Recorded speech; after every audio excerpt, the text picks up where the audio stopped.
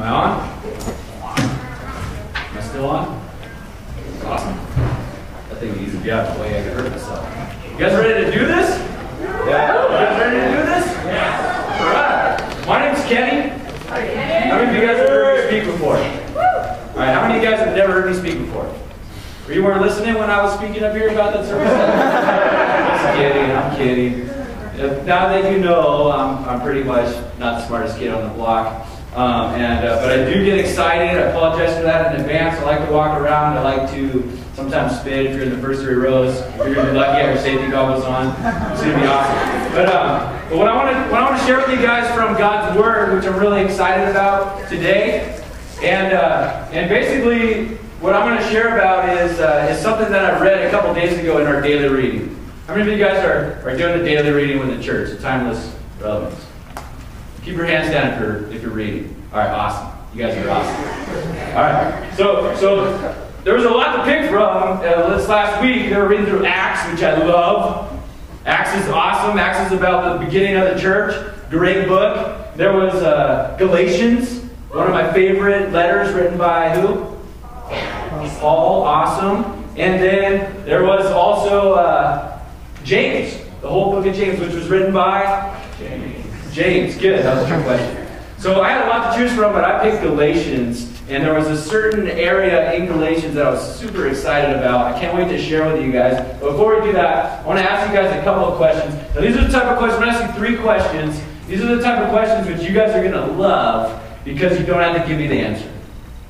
You don't have to raise your hand and give me the answer. These are the kind of questions that I'm going to ask, and I want you to think about them.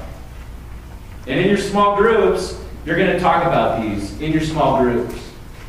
But I'm going to ask you these questions because I want you to be thinking about them because they're important questions and they're questions that we're going to look at that get dealt with in this text that I really love in Galatians.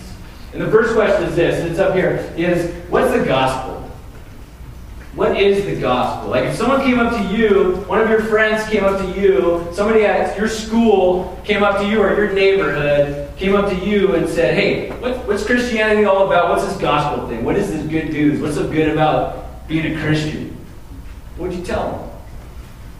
That's question number 1. And then question number 2 is this. Bam! How is Christianity different from other religious beliefs? How is Christianity different from other religious beliefs? I was so curious about that when I was in junior high and high school.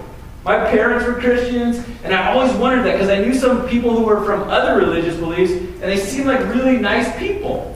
And I used to wonder, like, well, why do I have to be a Christian? What's different about Christianity? Why is Christianity different from those other religions? What's the big deal? Important question. And then the third one is, on cue, you're supposed to wait for my band, but that's okay. What makes authentic Christianity authentic? You know, like authentic is like the real deal, right? I mean, I hate things that are fake. Plastic, like being fake. And plastic and phony and you know, aren't we sick of that?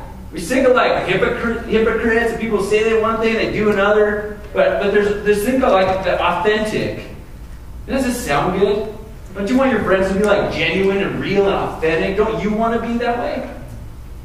And so what about Christianity? Don't you want your Christianity not to be like we're just playing church, it's fake, we act one way, but we don't really, it's just not real? What makes authentic Christianity authentic? Those are good questions. Really good questions. I don't know the answers, but the Bible does know the answers. And it gives us some clues. So we're going to be studying in Galatians. You guys can turn there if you would like, and I would highly recommend.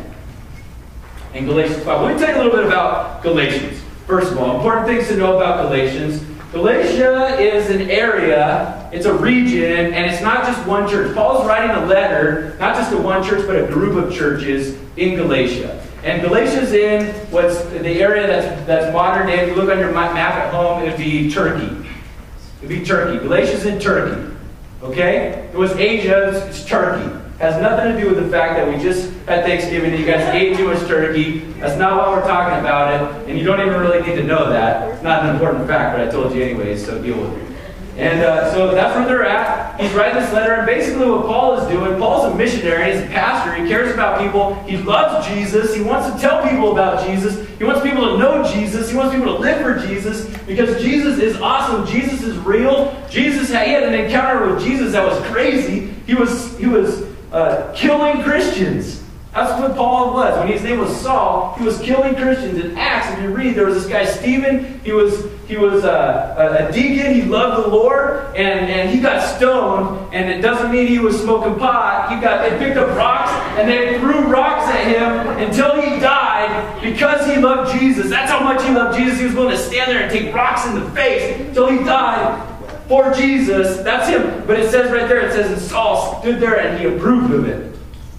This guy Saul, he looked at this, he watched that, and he thought, that's good, what they're doing to him. Because he hated Christianity. And then there was this day he was walking, and he wanted to rid the whole world of Christianity. He was walking on this road to Damascus, and he had this encounter with the Jesus that he had heard about, that he was persecuting. And it said, he heard this voice, Saul, Saul, why are you persecuting me? Can you imagine you're like walking in the mall, and all of a sudden God goes like, Libby, Libby, why don't you have a favorite color? Something like that. That would be crazy, you know what I mean? Would you guys be like, whoa, that's the encounter he has? And then he has this almost like MMA fight with Jesus. Jesus wins, of course, he's Jesus. And he has these scales on his eyes. And now he wants to follow Jesus. He believes. It took all of that to believe, but he believes, and now he's in love with Jesus. He went to some town and like these scabs fell off his eyes and he could see again. He has had all these experiences and he's going from town to town and he's telling people about Jesus. He's preaching the gospel. He's going from all these towns. He just wants to tell everybody, and it's not going so well. Well, it is going well for him because a lot of people are believing in this Jesus. A lot of people are believing in this Jesus, but a lot of people don't like it. And they're beating him up. They're torturing him. They're bullying him. They're saying, the leaders are saying, don't come back here or we're going to do this to you again after they beat him up. Can you imagine the pressure? That's peer pressure right there. That would be hard to be a Christian. But he keeps telling people about Jesus. He's going to all of these towns. And he goes through this one town called Galatia, this area, and he preaches the gospel to them. And a lot of them believe. And they get excited about Jesus.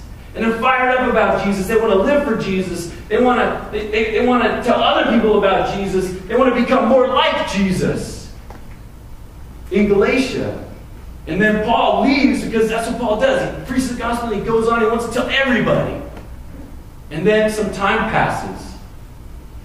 And Paul hears they were so excited about Jesus. And they're starting to lose their excitement. They're starting to fall away from Jesus. I mean, maybe some of you guys have had that experience. There's a time in your life you're just excited about Jesus. Maybe at a camp, or maybe just something else. A time in your life you were excited about Jesus, and then some time passes, and it's like, what happened? And that's what's happening in Galatia. And Paul is a shepherd. He cares. He hears about this, and he wants to help them. He wants to get them back excited about Jesus. I told you about Jesus. I want you to stay excited about Jesus. And so he writes this letter. And we get to read it. He writes this letter, and it's called Galatians. It's in the Bible, and it's an amazing letter. And I'm gonna start off. I'm gonna read to you, and it's up on the board too. In Galatians 1, this is Paul's heart. This is why he's writing the letter.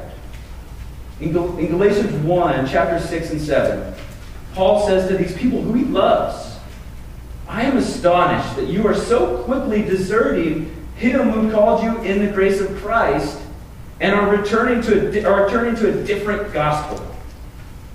Not that there is another one, but there are some who trouble you and want to distort the gospel of Christ. So Paul preaches the gospel to them. It's a pure gospel. And then these other people come in and they want to distort the gospel. One of the questions I asked you was, what is the gospel? When Paul goes to these towns and he preaches the gospel, he always preaches that there are two ways to be right with God. Two ways to be right with God. That's his part of his gospel. The first way that you can be right with God, Paul teaches, is by the law. But if you're going to be right with God by the law, then you have to be perfect. You have to follow